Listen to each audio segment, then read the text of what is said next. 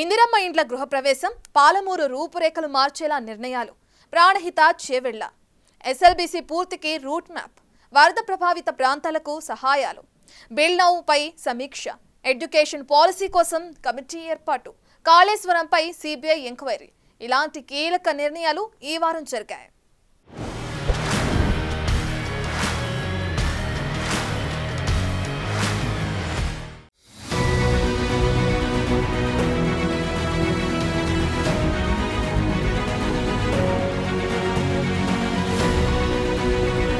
Indiramma ఇండ్లపై serious గా focus పెట్టిన రేవంత్ రెడ్డి ప్రభుత్వం ఆ దిశగా పని స్పీడప్ చేసింది. భద్రాద్రి కొత్తగూడెం జిల్లా అశ్వారావుపేట నియోజకవర్గం బెండలపాడు గ్రామంలో ఇందిరమ్మ ఇండ్ల గృహప్రవేశ కార్యక్రమంలో సీఎం రేవంత్ స్వయంగా పాల్గొన్నారు.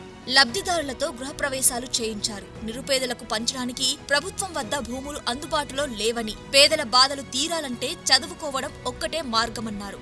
రాష్ట్రంలో ఏ చిన్న తప్పిదం జరగకుండా ఇందిరమ్మ ఇండ్ల పథకం అమలు చేస్తున్నామన్నారు సీఎం రేవంత్. మొదటి విడతలో 4.5 లక్షల నిరుపేద కుటుంబాల సొంతింటి కలను నెరవేర్చుతున్నామని చెప్పారు. గ్రామాల్లో పేదరికాన్ని చూసిన వారిగా పేదరికాన్ని రూపుమాపాలని ఒక బాధ్యతగా తీసుకుని పనిచేస్తున్నామన్నారు. అటు ప్రజలు రేషన్ కార్డుల కోసం కళ్లు కాయలు కాసేలా ఎదురు చూశారని, ఇప్పుడు తమ ప్రభుత్వం రేషన్ కార్డులు, ఇందిరమ్మ ఇండ్లు, 200 యూనిట్ల వరకు ఉచిత కరెంట్, సన్నబియ్యం ఇస్తున్న విషయాన్ని సీఎం గుర్తు చేశారు. తమ ఇళ్లలో ఏ సన్నబియ్యం తింటున్నామో పేదల ఇళ్లలోనూ అదే సన్నబియ్యం తింటున్నారన్నారు CM Revanth.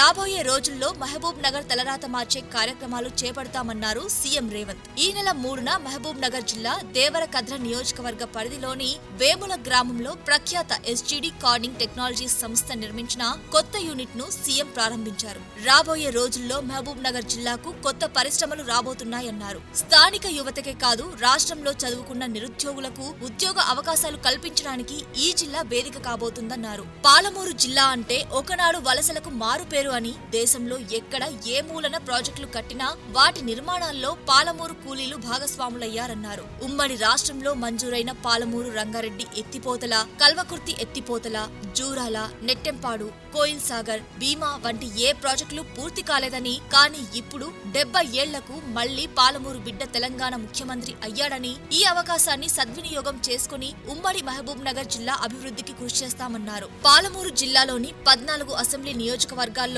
14 young India integrated residential స్కూళ్లు మంజూరు చేశామన్నారు. గ్రీన్ ఛానల్లో నిధులు కేటాయించి ప్రాజెక్టులను స్పీడ్ గా పూర్తి చేయించే ప్రయత్నం చేస్తున్నామని సీఎం గుర్తు చేశారు. బ్రహ్మోస్ మిసైల్ ఇక్కడ ఉత్పత్తి చేస్తే మన పిల్లలకు ఉద్యోగాలు వస్తాయని, రెసిడెన్షియల్ స్కూళ్లతో పాటు ఏటీసీలు అందుబాటులోకి తెచ్చి యువతకు నైపుణ్యాలు నేర్పిస్తున్నామన్నారు. ఎస్జీడీ కార్డింగ్ సంస్థ అమెరికా, జర్మనీ దేశాల జాయింట్ వెంచర్ అని, ఇలాంటి సంస్థలు మరిన్ని ఈ ప్రాంతానికి రావాలని ఆకాంక్షించారు. ఎయిర్పోర్టుకు దగ్గరగా ఉన్న మహబూబ్ నగర్ జిల్లాలో డ్రైపోర్టు ఏర్పాటును పరిగణలోకి తీసుకుంటామని, హైదరాబాద్, బెంగళూరు డిఫెన్స్ కారిడార్ గా తీర్చిదిద్దామన్నారు.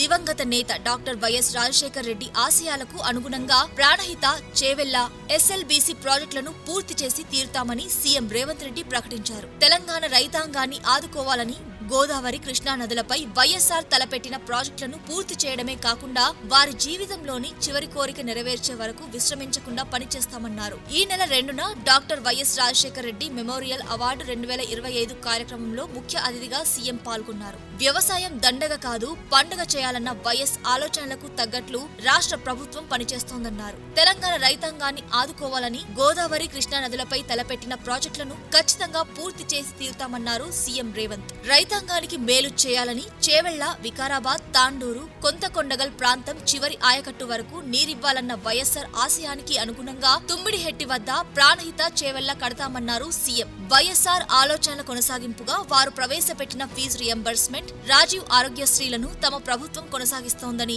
ఆరోగ్యశ్రీ పరిమితిని 10 లక్షల రూపాయల వరకు పెంచామన్నారు. వైఎస్ఆర్ స్ఫూర్తితోనే దేశంలోని మొట్టమొదటిసారిగా రాష్ట్ర వ్యాప్తంగా 3.10 కోట్ల మందికి సన్నబియ్యం అందిస్తున్నామని, అధికారంలోకి రాగానే 25 లక్షల మంది రైతులకు 20,000 కోట్ల రూపాయల మేరకు రుణాలను మాఫీ చేశామన్నారు.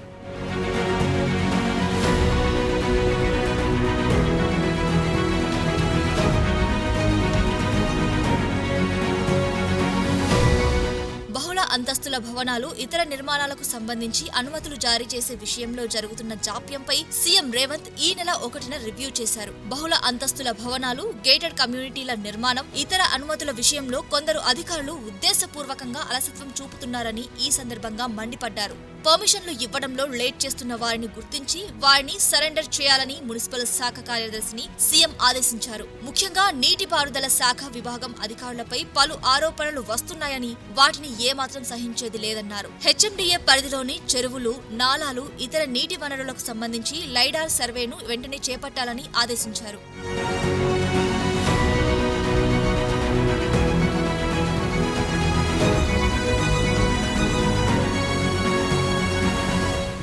ఇటీవలే భారీ వర్షాలు, వరదలతో దెబ్బతిన్న రోడ్లు, భవనాలు, చెరువులు, కుంటలకు మరమ్మతులు చేపట్టడంతో పాటు విద్యుత్ సబ్స్టేషన్ల పునర్నిర్మాణం పనులు వేగవంతం చేయాలని సీఎం రేవంత్ ఈ నెల 1న చేసిన రివ్యూలో ఆదేశించారు. రాష్ట్ర విపత్తు ఉపశమన నిధులున్న రూల్స్ ప్రకారం వాటిని ఖర్చు చేయడంలో అలసత్వం చూపడంపై అధికారులపై ఆగ్రహం వ్యక్తం చేశారు. వరదల కారణంగా రాష్ట్ర వ్యాప్తంగా 257 చెరువులు, కుంటలకు గండిపడినట్టు అధికారులు చెప్పగా చిన్న నీటిపారుదల విభాగాన్ని పూర్తిగా నిర్లక్ష్యం చేస్తున్నారని, ఆర్ఆర్ఆర్, ప్రధానమంత్రి కృషి సంచాయ్ యోజన, ఇతర కేంద్ర ప్రయోజిత పథకాలను వినియోగించుకొని చిన్న నీటి వనరులకు మరమ్మతులు, పునరుద్ధరణ పనులు చేపట్టాలని సూచించారు. 82 మండలాల్లో 2.36 లక్షల ఎకరాల్లో పంట నష్టం వాటిల్లిందని వ్యవసాయ శాఖ అధికారులు రూపొందించిన ప్రాథమిక అంచనాలపై వేగంగా కేంద్రం దృష్టికి తీసుకెళ్లాలన్నారు. నీట మునిగిన సబ్స్టేషన్ల స్థానంలో అధునాతన సామగ్రి, సామర్థ్యంతో కూడిన సబ్స్టేషన్లు ఏర్పాటు చేయాలని విద్యుత్ శాఖ ముఖ్య కార్యదర్శిని ఆదేశించారు. భారీ వర్షాల సమయంలో 42 ఆపరేషన్లలో పాల్గొని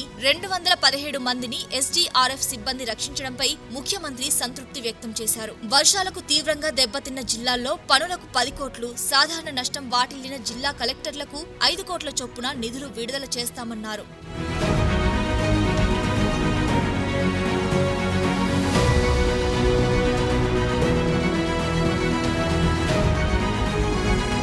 కాళేశ్వరం ప్రాజెక్టులోని మేడిగడ్డ, అన్నారం, సుందిల్లా బ్యారేజ్ నిర్మాణం, జస్టిస్ పినాకి చంద్రఘోష్ విచారణ కమిషన్ నివేదికపై శాసనసభలో సుదీర్ఘంగా చర్చ జరిగిన తర్వాత ఈ మొత్తం వ్యవహారాన్ని సీబీఐకి అప్పగించాలని రాష్ట్ర ప్రభుత్వం నిర్ణయించింది. ఈ విషయాన్ని అసెంబ్లీలో సీఎం రేవంత్ రెడ్డి ప్రకటన చేశారు. పీసీ ఘోష్ కమిషన్ తన నివేదికను జూలై 31న ప్రభుత్వానికి సమర్పించింది. ఆగస్టు 4న కేబినెట్ ఆ నివేదికను ఆమోదించింది. ఈ ప్రాజెక్టులో అంతర్రాష్ట్ర అంశాలు, కేంద్ర రాష్ట్రాలకు చెందిన వివిధ శాఖలు, ఏజెన్సీలు పాలు పంచుకున్నాయని, ప్రాజెక్టు డిజైన్, నిర్మాణం, ఫైనాన్సింగ్ లో వ్యాప్కోస్ వంటి కేంద్ర ప్రభుత్వ రంగ సంస్థలు, పీఎఫ్సీ, ఆర్ఈసీ వంటి ఆర్థిక సంస్థలు పాలు పంచుకున్నందున ఈ కేసును సీబీఐకి ఇవ్వడం బెటర్ అని నిర్ణయించింది సర్కార్.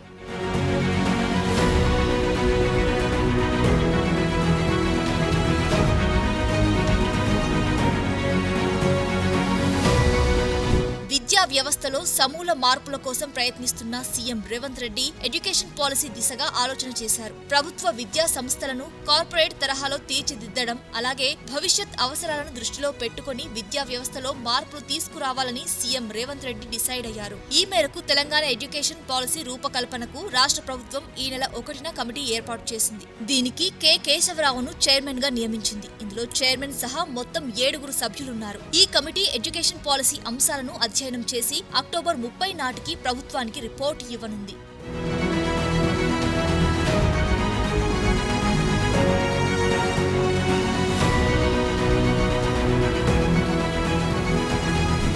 దేశ భవిష్యత్తును నిర్మించుకోవడానికి విద్య ఒకటే మార్గమని, అందుకే తెలంగాణలో విద్యకు అత్యధిక ప్రాధాన్యతనిస్తున్నామని సీఎం రేవంత్ అన్నారు. కేసీ వేణుగోపాల్ ప్రతిభ కనబరిచే విద్యార్థులకు ఎంపీ మెరిట్ అవార్డులు ఇచ్చే కార్యక్రమానికి రేవంత్ హాజరయ్యారు. దేశంలో 100% అక్షరాస్యత సాధించిన తొలి రాష్ట్రంగా కేరళ అన్ని రాష్ట్రాలకు ఆదర్శంగా నిలుస్తోందన్నారు. 2006లో ప్రారంభించి 19 ఏళ్లుగా పొందువల్ ఎంపీ మెరిట్ అవార్డులను బహుకరించడం అభినందనీయమన్నారు సీఎం. ఇప్పుడు తెలంగాణలో విద్యారంగాన్ని ఒక సవాలుగా తీసుకుని పనిచేస్తున్నామని చెప్పారు. 100 అసెంబ్లీ నియోజకవర్గాల్లో యంగ్ ఇండియా ఇంటిగ్రేటెడ్ రెసిడెన్షియల్ పాఠశాలలు నిర్మిస్తున్నామన్నారు సీఎం. ప్రతి పాఠశాలకు 200 కోట్ల రూపాయలు వెచ్చించి ఒక్కో క్యాంపస్ లో 2500 విద్యార్థులకు నాణ్యమైన విద్యను అందించాలని లక్ష్యంగా పెట్టుకున్నట్టు చెప్పారు.